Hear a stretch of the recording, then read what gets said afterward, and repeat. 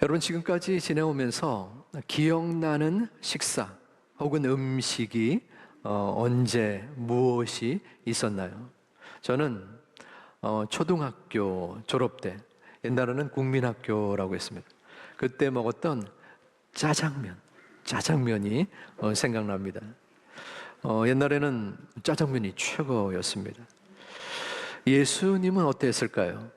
예수님에게 기억나는 식사 시간은 오늘 말씀에 제자들과 함께한 식사였을 것입니다. 이 식사의 시간이 중요해요. 언제였냐면은 예수님께서 십자가에 돌아가시기 바로 전날이었어요. 그래서 이 식사를 그림으로 이렇게 그린 사람이 있습니다. 이 그림의 제목이 혹시 뭔지 아세요? 어떻게 알아요? 혹시 예술적으로 뛰어난 분들이 많습니다. 혹시 누가 그렸는지 아십니까? 레오나르도 다빈치. 예, 아주 훌륭하십니다. 이 그림이 이탈리 밀라노에 있습니다. 그래서 제가 그곳에 가서 이 사진을 찍은 게 아닙니다. 예, 가짜예요. 짝퉁이에요. 제주도에 그림 전시회가 있었는데 거기 가니까 영상으로 이게 비춰주는 아주 요즘 기술이 훌륭하더라고요.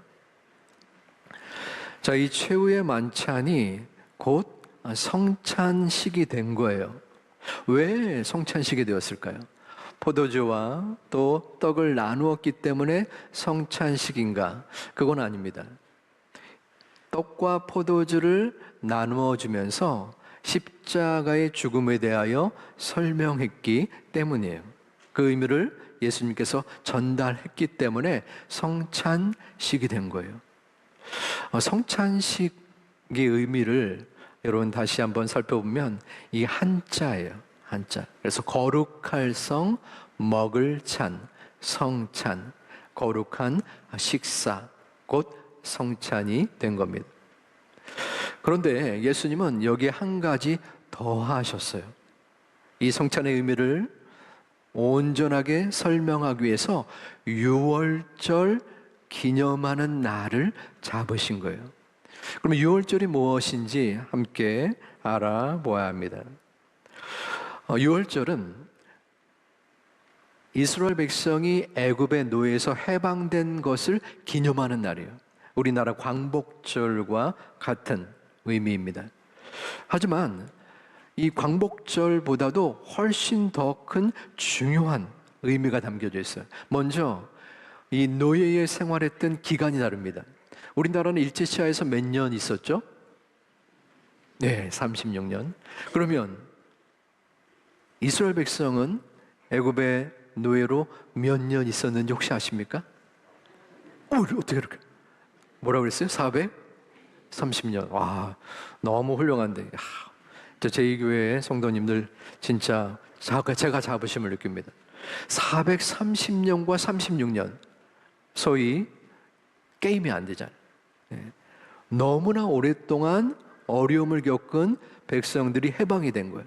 그리고 우리는 그 당시 하나님을 믿는 일제시하에서의 사람들이 적었지만 이때 이스라엘 백성들은 모두가 하나님을 믿었죠. 하나님께서 그 이스라엘 백성 우리들을 애굽에서 해방시켜 주셨다라는 증거가 있는 날이 바로 유월절이었어요. 이스라엘 백성은 당시에 엄청난 고생과 어려움을 겪었습니다. 왜냐하면 노예였으니까 이 애굽 땅의 성벽과 건물을 세우는데 강제로 동원이 됐어요. 애굽 왕이 힘든 일을 우리 이스라엘 백성들에게 시킨 거예요. 노예니까 당연히 해야 되는 것 아닌가라고 생각할 수 있지만 그것과 더불어 이 애굽 왕이 이스라엘 백성을 두려워했어요. 왜냐하면 이스라엘 백성의 숫자가 굉장히 많아진 거예요. 처음에 이 애굽의 이스라엘 백성이 올 때는 요셉의 가족 수십 명밖에 안 됐습니다. 그런데 400여 년이 지나면서 몇 명이 된 줄 아세요? 200만 명이 넘어선 거예요. 그러니 애굽 왕이 자칫 잘못하다가는 이들이 우리 애굽 백성들을 공격하지 않겠나 하면서 일을 많이 시킨 거예요. 하지만 강제 노동에도 불구하고 더 인원이 많아짐으로 이 애굽 왕인 이스라엘 백성들, 거기서 태어난 자녀들을 다 죽여라 라고 말했고, 또한 나일 강가에 던지라고까지도 이야기를 했습니다. 그 가운데 모세가 태어난 것이에요. 이스라엘 백성들은 하나님께 울부짖었어요. 하나님, 제발 저희들을 좀 살려주세요. 너무나 고통스럽습니다. 하나님은 이스라엘 백성의 그 기도소를 들으시사 모세를 지도자로 세우고 애굽 왕에게 파송을 했습니다. 야, 모세야, 가서 애굽 왕에게 우리 이스라엘 백성을 해방시켜 달라라고 요청해라. 모세는 이야기했어요. 그런데 그 이야기를 어떻게 애굽 왕이 들었을까요? 그래, 해방시켜 줄게, 이러지 않았습니다. 이해가 되죠? 200만 명이 넘는 노예를 한꺼번에 애굽 땅에서 없어지면 얼마나 애굽의 손해가 되겠습니까? 안 돼!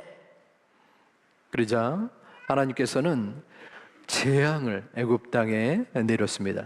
물을 피로 바꾸기도 하시고 메뚜기 떼를 온 나라에 가득하게 했습니다. 애굽 왕은 제발 메뚜기 떼를 좀 치워달라. 너네들 그래 나가. 그러자 이스라엘 백성들이 워낙 너무나 기뻤겠죠. 하지만 메뚜기 떼가 없어지자 그 자신의 약속을 번복했어요. 안 돼! 못 나가! 그러한 허락과 거절, 반복이 9번째 재앙까지 이루어졌습니다. 이제 하나님은 10번째의 엄청난 재앙을 준비하셨어요. 그것은 애굽 가정의 첫 번째 자녀, 첫 번째 가축에게 큰 어려움이 당하는 것이. 이스라엘 백성은 어땠을까요? 이스라엘 백성에게는 그 어려움을 피해갈 수 있는 방법을 이야기해 줬습니다. 너희가 흠없는 어린 양을 잡아서 그 피를 가정의 문설주에 발라라. 그러면 그 문설주에 피가 발려진 가정은 내가 죽음을 면하게 해 줄 것이다. 이스라엘 백성들은 그 문설주에 피를 바르고 그 밤에 조용히 기다렸습니다. 애굽의 가정은 죽음을 당했지만 이스라엘 가정은 그 죽음을 벗어날 수 있었어요. 그 피를 넘어서 생명을 허락해 주신 것입니다. 이것이 유월절이에요. 그래서 유월절의 이름의 뜻이 여기에서 비롯된 것입니다. 너물유, 너물월. 그 피로 말미암아 재앙이 넘어간다라는 뜻입니다. 우리의 모습 속에 하나님의 뜻, 하나님의 섭리, 예수님의 참 오묘하신 은혜를 바라보게 됩니다. 예수님은 이 유월절을 설명하신 거예요. 지금 최후의 만찬 때 이스라엘 백성들은 유월절만큼은 너무나 잘하고 있었어요. 우리 조상에게 하나님이 인도하셔서 그 피를 바르게 하셔서 그 백성들을 구원해 주셨구나. 너무나 감사하다. 예수님께서는 그 유월절을 설명하시고 이제 내가 십자가에서 죽는 것이 나의 피로 너희가 구원을 얻는 것이 바로 하나님의 뜻이다. 유월절의 피가 나의 피가 되는 것이다 라고 가르쳐 주셨어요. 그리고서 이 성찬이 시작된 것입니다. 26절에서는 예수님은 이렇게 말씀하셨습니다. 받아서 먹으라. 이것은 내 몸이니라. 떡을 주면서 말씀하신 거예요. 떡은 예수님의 몸을 상징합니다. 하지만 이제 조금 있다가 이 성찬을 할 때에 우리 주일학교 학생들이 보면은 애게 조그만 카스테라네 하면서 느낄 수 있어요. 저도 성찬에 참여하면서 이게 뭐야 이게, 응? 좀 주려면 큼지막하게 주지, 교회가 째째하게 교회가 돈이 없나? 그런 생각을 제가 6번 한 적이 있어요. 이전에는 이 누룩이 든 떡, 빵이었습니다. 그래서 이 떡을 우리 제자들에게 떼어서 나누어 준 것이죠. 자, 이 떡을 떼면은 그 떡의 모양이 어떻게 됩니까? 찢어진 것처럼 보이게 되죠. 바로 이 떡을 나눈다는 것, 떡을 뗀다는 것은 이 찢어진 떡의 모양처럼 예수님께서 십자가에 달려서 몸이 찢겨지시는 고난의 모습을 상징합니다.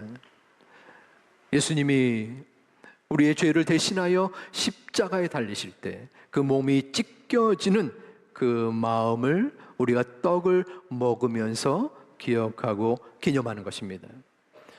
예수님은 이어서 포도 주스를 또 나누어 주었습니다. 28절에는 이렇게 이야기합니다. 이것은 죄 사함을 얻게 하려고, 우리 함께 봉독합니다.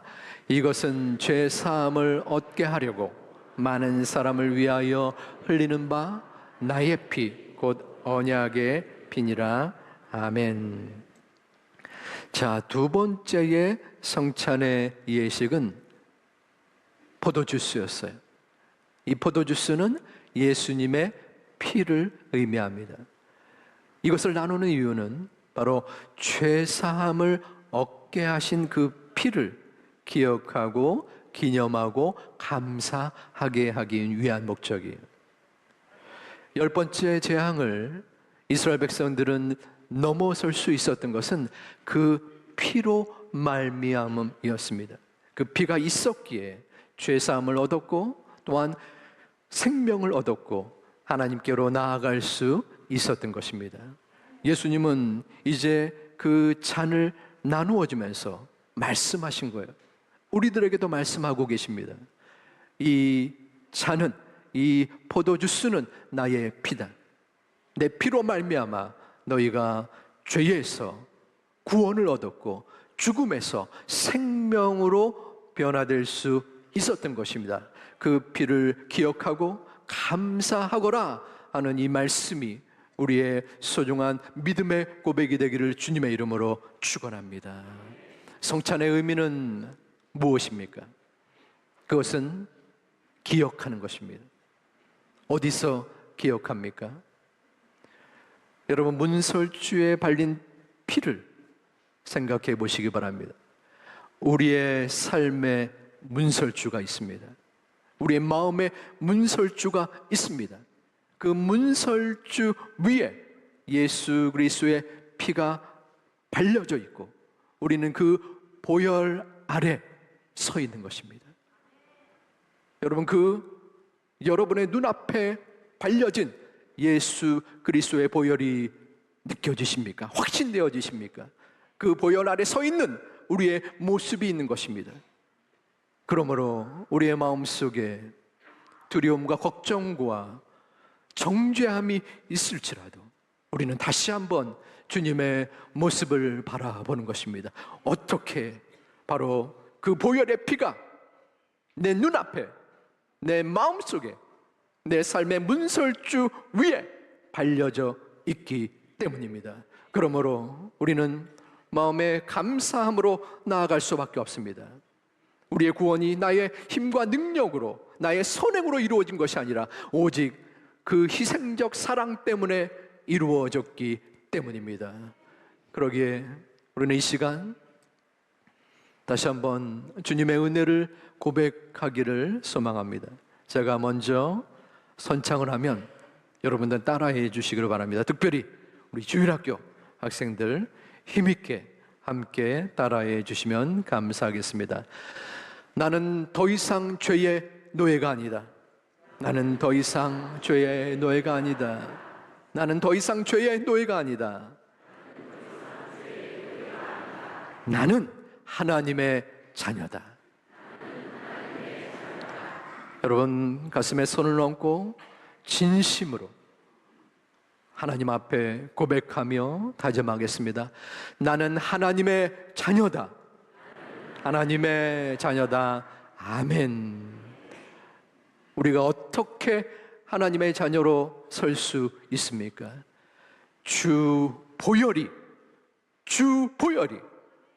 우리의 마음의 문설주에 발려져 있기 때문입니다. 주의 보혈이 있기에 우리는 이 순간 하나님의 전에 나올 수 있었고, 우리의 삶의 고통과 절망 속에서 주님을 바라볼 수 있었음을 믿습니다. 우리 어린 주일학생도 마찬가지입니다.